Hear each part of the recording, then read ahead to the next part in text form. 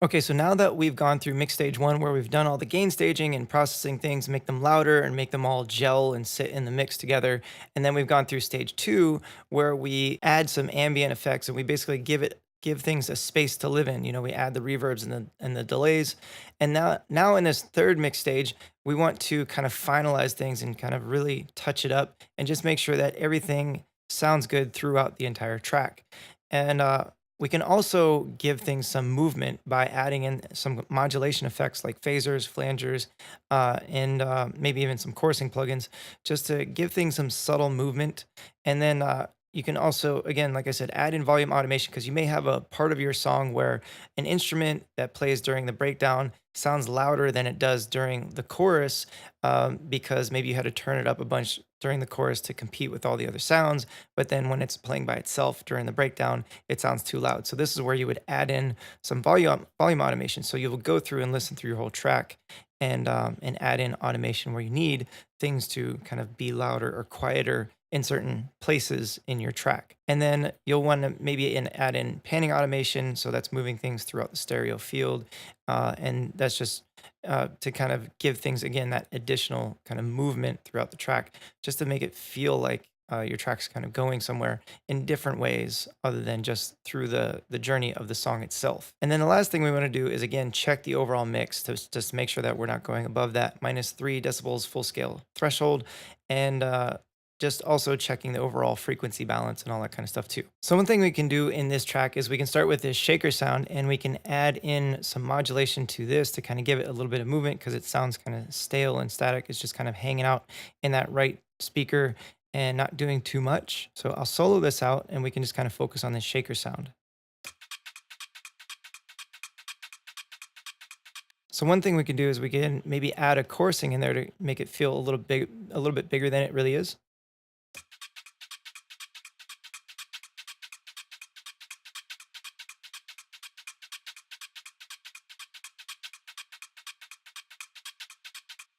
All right, so that kind of starts to fill out the stereo field a little bit, and then we can add in maybe some phaser or flanger and try to give it some extra movement. So I'm grabbing a phaser here.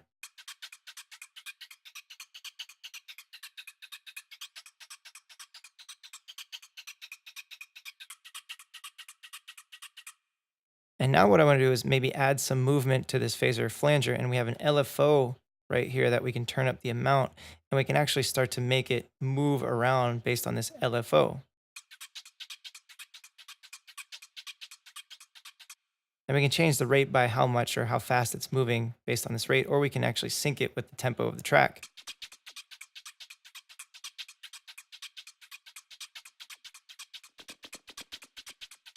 Now, if we go too high and too fast with this, it actually starts to change the sound a whole lot. And we want this to be subtle because when we're mixing, we're just trying to enhance the sound. We're not trying to sound design. And there's a real fine line between mixing and sound designing. When we're manipulating the sound and we're altering the sound, that's where I would say you're now sound designing. And when you're just enhancing the sound, that's when you're mixing. And so what we want to do is we just want to enhance this sound and give it some subtle movement. So when I take this rate up too high, it starts to sound really different. Almost sounds like a little laser beam kind of jumping off in your ears or in the speakers that you're listening on. So I want to be a lot more subtle with this. So I'm going to take the rate and make it slower.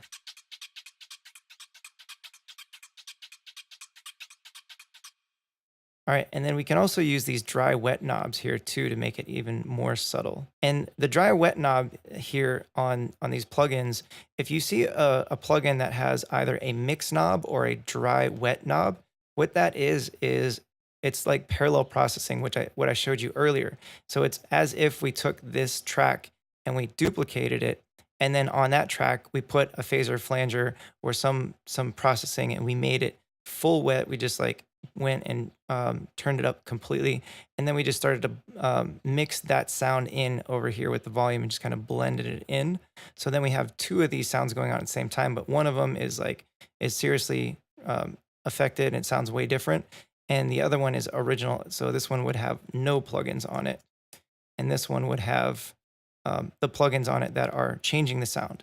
All right, and then we just blend it in. So that's what these dry, wet knobs are really doing, is they're giving you the ability to kind of blend this affected sound in with the original sound without having to create this second track. All right, so I just hit undo a few times and got these back on that track, and I deleted that doubled track because we just want this original one, and then we're just going to use these dry wets to kind of blend in these sounds and give it some movement.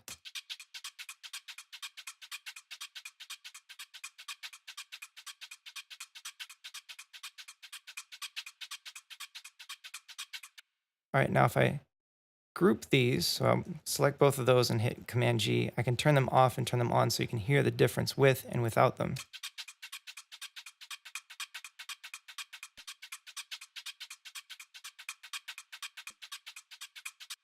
All right, so you see it starts to make a pretty noticeable difference when it's by itself. Now let's listen in context with the rest of the track.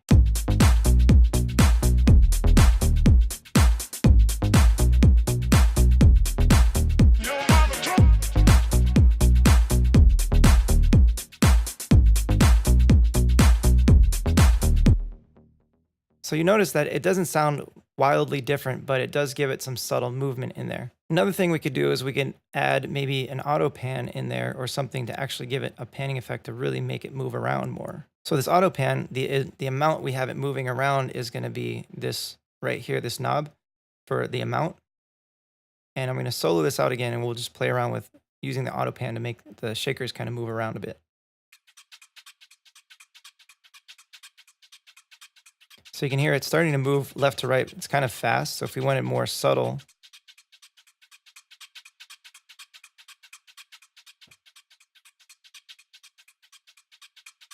and we can turn down the amount if we don't want it to move around too much.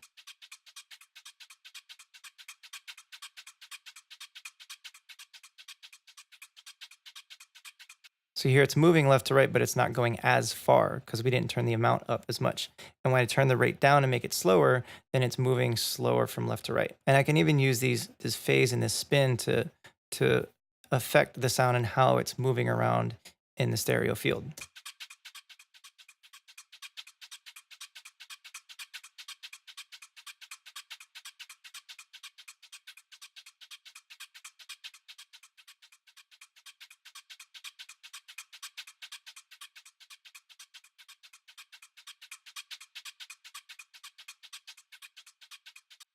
So with this spin, I can make it feel like it's kind of moving around. If you have headphones on it, it'll feel like it's moving around your head. And then with just this phase one, it just affects the phase relationship between the left and right outputs. So that way the movement from left to right will be a little less even when we use a phase that's something other than 180 degrees. Because at 180 degrees, it'll be more even from left to right.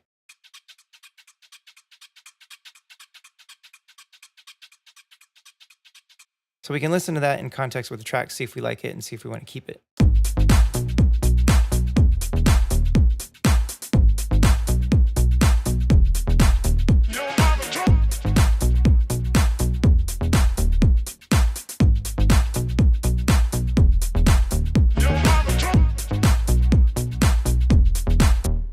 So what you may notice is it sounds like the shaker is kind of moving to the left and moving to the right as the track is playing on. So we can keep that in if we like it, or we can get rid of it if we don't. I'm going to turn it off for now because one thing I noticed is the sample right here, it sounds stereo when the sample goes off, and then it actually sounds like it's just in the very middle, like mono, whenever the delay happens. So I'll just play just this part so you can hear what I'm hearing. So it'll sound stereo at first, and then once the delays kick in, it'll sound like it's just in the middle. So that can be a really cool effect if you want things to sound wide and then go to very narrow, or if you had something that's narrow and you wanted to make it go wide, you could actually have effects on the delays. So one thing we could do is we could have the delays themselves move around with an auto panner, or we could use something like a stereo spreader to spread out the delays to make them sound wide, just like the original sample does. So I'll try an auto pan at first, and let's see how that sounds.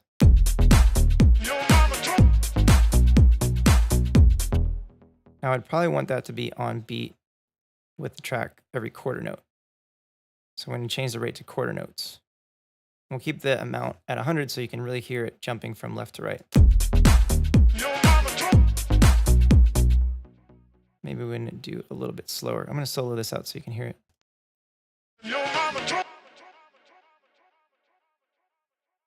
Yeah, that seems a bit too fast. So let's go to a half. So change the rate to 1/2.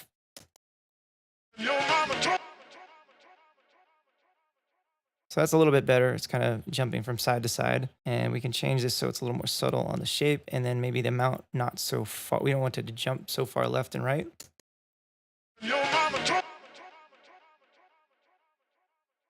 Now we can test that out with another plugin. So there's a free plugin from Extra Records called the Dimension Expander. And I have a few different plugins that I can use for all of this stuff. So for AutoPan, I like sometimes what I'll use is Sound Toys. They have one called PanMan. And the nice thing about PanMan is that it comes with a bunch of different presets. So you can actually play around with some of the different effects that it has inside of here and see what it sounds like when with that effect on it. So if we use just PanMan, the way you see this meter moving down here is how it's going to move around in the stereo field.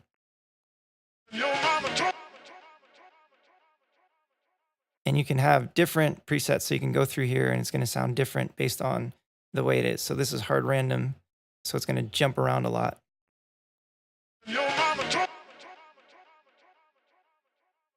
All right, so there's different presets, and you can play around with that. That's a really useful plugin. That's from Sound Toys. Ableton has their own presets for like this auto pan, and if you just hit this little recycle button or these double arrows, it'll open up the auto pan folder, and you can actually go through and pick out presets from here as well. The around the head one is kind of cool, and there's some other good ones in here that are pretty useful as well. And then we have this dimension expander, which is just a stereo spreader. All right. And this is a free one that you can get. It's on that list as well of free plugins. And this is just, you can mess with the dry wet and it's going to start to make the delays sound as wide or maybe even a little wider than the original sample. So you can hear it gives it an extra kind of added effect. We can change the size of the room or the dry wet of it.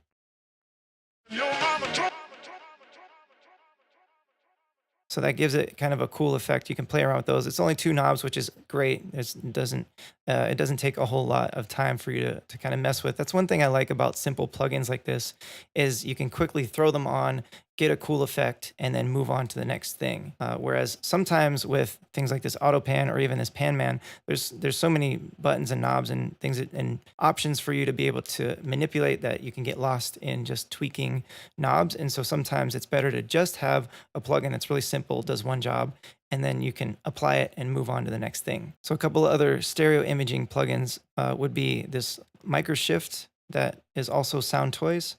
So this is we can use this for stereo spreader. Sometimes this BGV mono to stereo is actually a really cool preset. So again, it's doing something similar to what this dimension expander is doing from Extra Records. And again, it just has some different presets that you can shuffle through and try out. Waves has one that's called the S1 imager, and then also there's there's the S1 imager and then the PS22 stereo spread.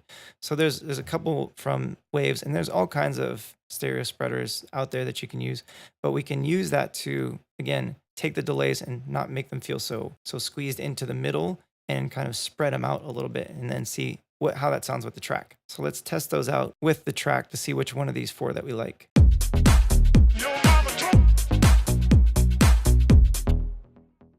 All right, so that's AutoPan. We'll try PanMan. I'm going to change that preset to the one we had before, ball bounce panner.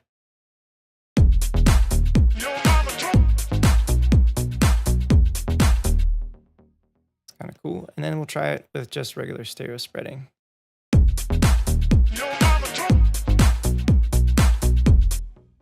Kind of like that. We'll try it with a dimension expander.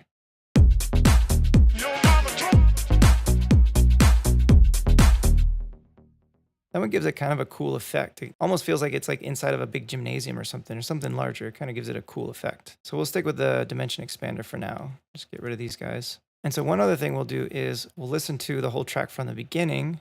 We'll start from here and listen to what we can if we need to automate any levels for anything or maybe any pans or anything like that. We've kind of automated pans using this dimension expander and then also using that auto pan on this shakers. So we have some panning automation kind of already going on there. So I'll play this through one time and we'll check it with the master just to check the loudness and see where we're at with that.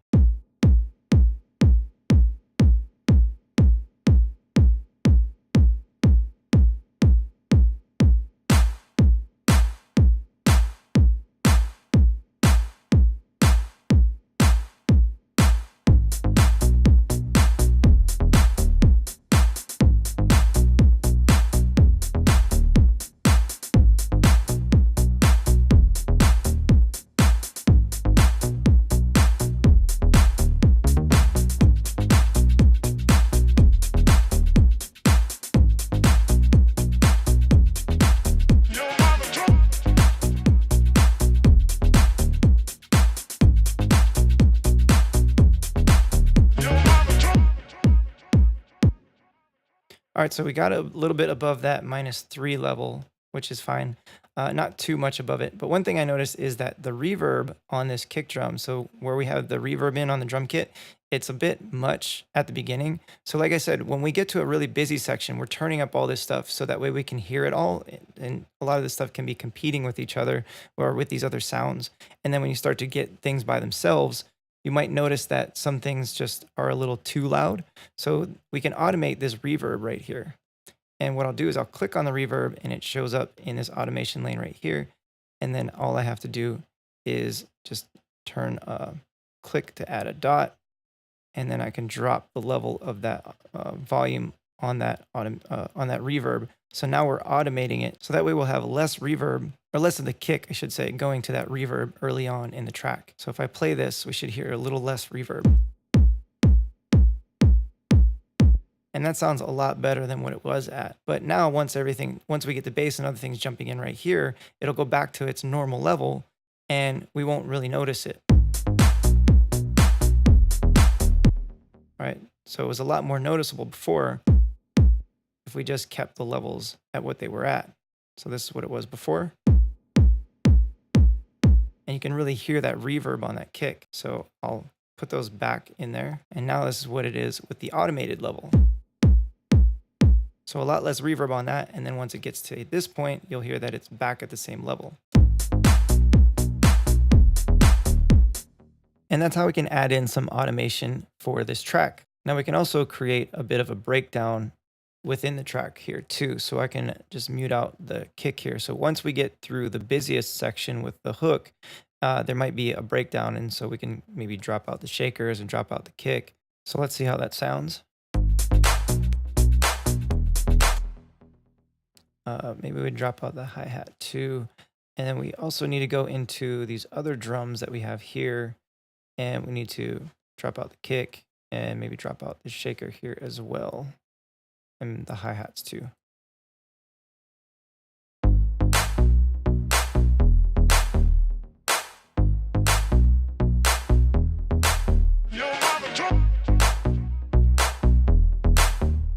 So this separate drum group that we created is a bit too much as far as that clap goes. So we can automate the volume of this drum group here. So that way that clap, it doesn't sound so sizzly in this breakdown. So if we zoom in and we drop down the volume just on this section of the track here.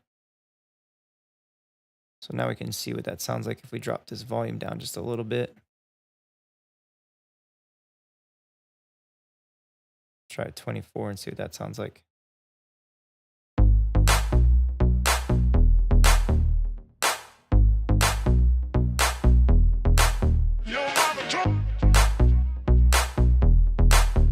That's a little bit better. So now we have some volume automation on this group right here that we created that parallel for. So there's two drum groups, right?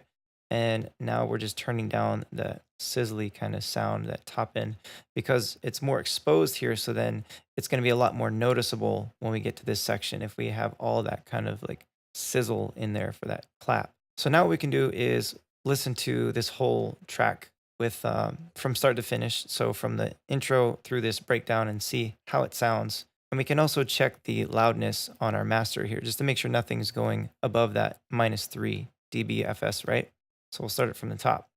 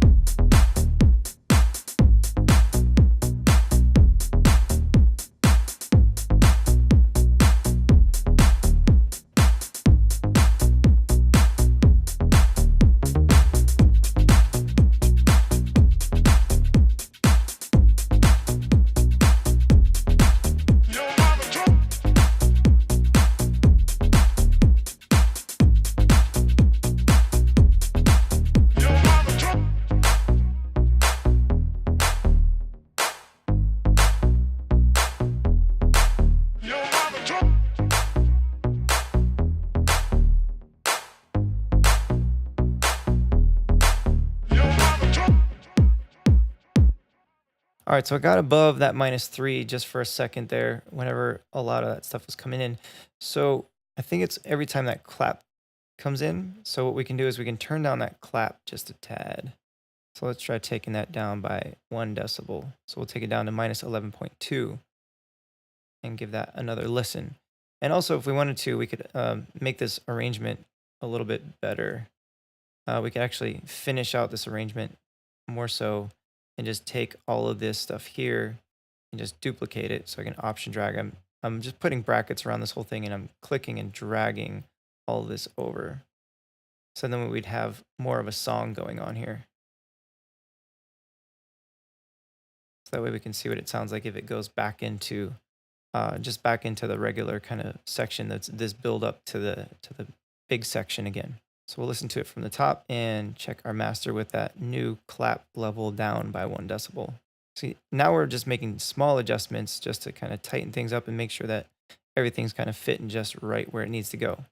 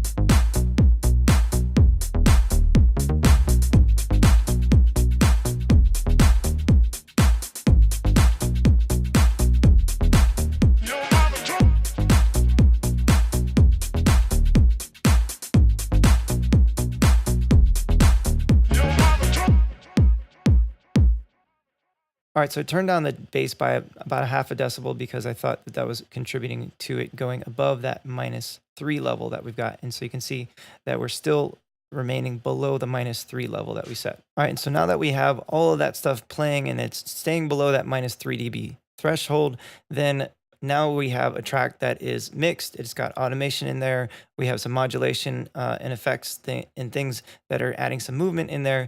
So now this is kind of polished up and ready to go. It's pretty much ready for the mastering stage. And if you wanted to, this track, it would be really easy to just add in some shifter sounds and some other things to add in some transitional elements between these sections that we created with this busy section here, this kind of hyped section, and this breakdown section.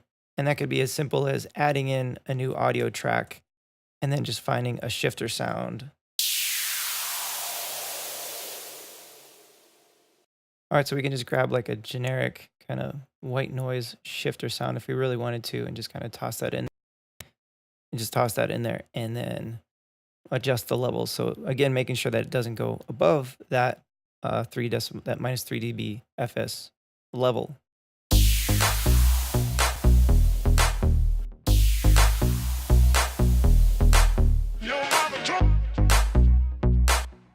And then we could just check the master just to make sure.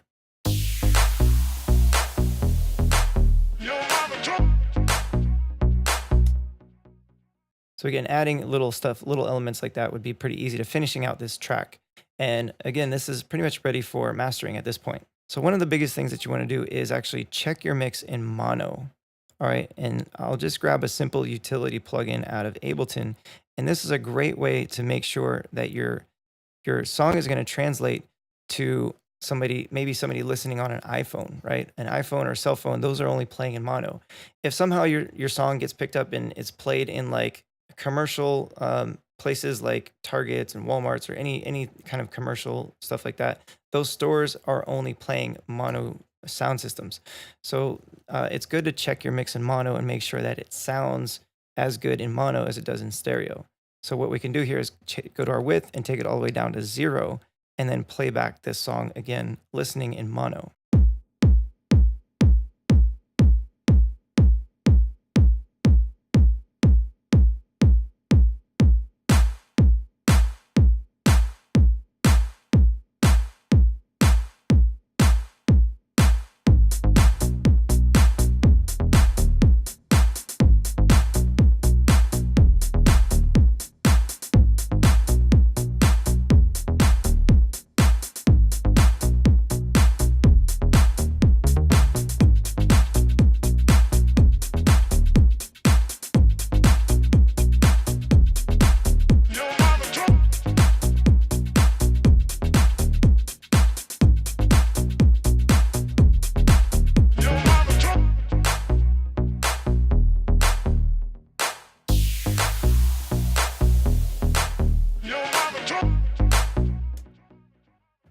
All right, so it sounds pretty good. I just need to move that shifter, that white noise over just a little bit so it comes in at the drop. So you can hear that it doesn't sound as wide as it did before.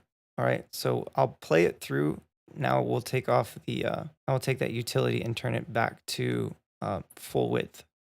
So I'll just play this busiest section. I'll kind of go back and forth between mono and stereo.